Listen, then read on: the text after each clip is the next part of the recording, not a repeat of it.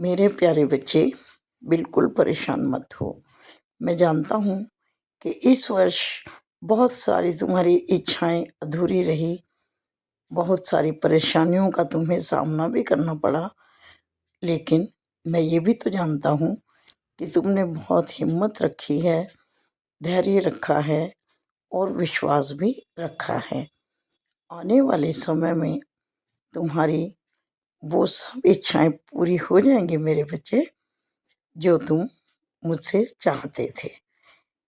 उचित समय की प्रतीक्षा मुझे भी करनी पड़ती है मेरे प्यारे बच्चे, है ना। कर्मों के अनुसार सब अपने अपने फलों को भोगते हैं मेरे प्यारे बच्चे। और जो तुम्हारे साथ परेशानियां रहीं वो भी तुम्हारी नियति का एक हिस्सा थी, तुम्हारे कर्मों का हिसाब था, फल था, जो तुम्हें भोगना पड़ा। और हर व्यक्ति को भोगना पड़ता है मेरे प्यारे बच्चे।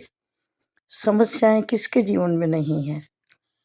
किसी को किस तरह की समस्या है, किसी को किसी तरह की समस्या है, पर समस्या तो है ही ना। जीवन में संघर्ष होता रहता है मेरे प्यारे बच्चे। बिल्कुल एक तरह से ही जीवन कभी नहीं चलता, है ना।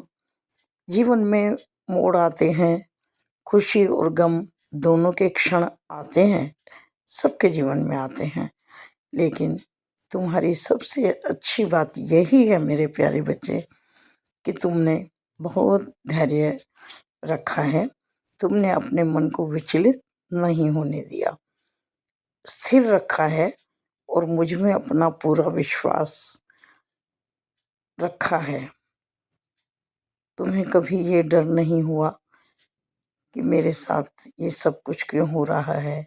हाँ, जब कभी तुम्हारे मन में ये ख्याल आया, तुमने मेरी तरफ देखा, तुम्हें अनुभव हुआ ना कि मैंने तुम्हें फौरन उसका जवाब दिया, किसी भी रूप में से ही। लेकिन तुम्हें एहसास हुआ कि मैं तुम्हारे साथ हूँ।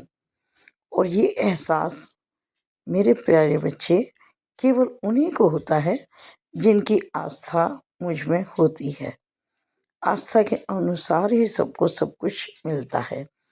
तुमने साइंस चरित्र का अध्ययन किया है ना, पढ़ा है और जीवन में उतारा भी है, मैं जानता हूँ। उसमें भी तुमने पढ़ा था ना कि साइंस चरित्र पढ़ने से जो फल मिलेगा, जो फलश्रुति होगी, वो उसके आस्था के अनुसार होगी कि किसने किस भाव से वो पारायण किया, किसने किस भावना से मुझे याद किया, है ना। उसी के अनुसार उसे कम या ज़्यादा फल की प्राप्ति होती है। मैं सबकी बातें सुनता हूँ और देखता हूँ कि तुम्हारे कर्म कैसे हैं, तुम क्या कर रहे हो। इसीलिए मैं कहता हूँ मेरे प्यारे बच्चे, तुम जब मेरे सामने खड़े होते हो ना, तो ये सोच कर खड़े हुआ करो कि मैं सब जानता हूँ। जो तुम सोच रहे हो मैं वो भी जानता हूँ, जो तुम करना चाहते हो वो भी जानता हूँ, जो तुम्हें मिल चुका वो भी जानता हूँ, और जो तुम्हें नहीं मिला वो भी जानता हूँ। इसलिए मेरे प्यारे बच्चे, बिल्कुल परेशान होने की आवश्यकता नहीं है।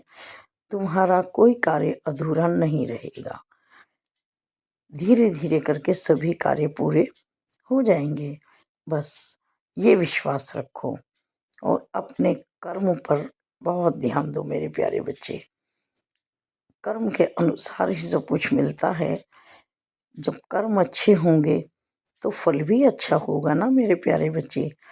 जब तुमने अपने घर में खीर बनाई है, उसमें चीनी डाली है तो मिठास होगी ना। तो उसमें देखो खट्टापन या नमकीन तो नहीं मिला होगा ना, वो मीठा ही हो गया, क्योंकि तुमने उसमें मिठास ही डाली है। इसी प्रकार से जैसे तुम कर्म करोगे उसके अनुसार उसी तरह का फल हमें मिलता है, ये तुम याद रखो।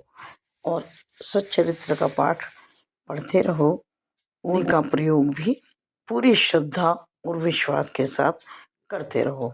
तुम्हें हर कार्य में सफलता मिलती रहेगी।